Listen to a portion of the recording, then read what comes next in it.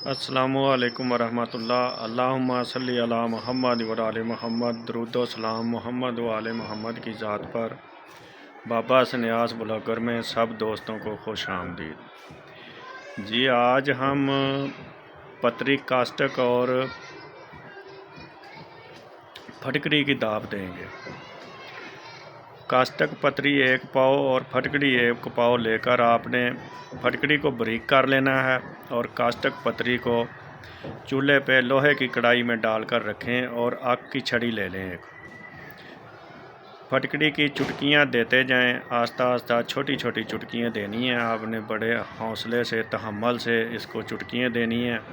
आराम आराम से चुटकियां देते जाएं। जब ये फटकड़ी आपकी ख़त्म हो जाए फिर इसको हल्की आंच पर पकने दें। पकते पकते ये इसकी नमी ख़त्म हो जाएगी। जब ये दाबू खुश्क हो जाए तो ये आपका दाबू तैयार है। ये को तकरीबन 3-4 दिन लेगा खुश्क होने में, आस्ता आस्ता, क्योंकि खुश्क हो के फिर नमी पकड़ जाता है। नमी पकड़ लेता है तो फिर आपने इसको खुश्क करना है। इसमें रूही चीज़ें पकाएं, नशादर पकाएं, 4-5 घंटे इसमें हल्की आंच पर रख कर पकाएं, बरकिया पकाएं। और आगे कोई काम लें तो हमें भी बताएं। वास्सलाम।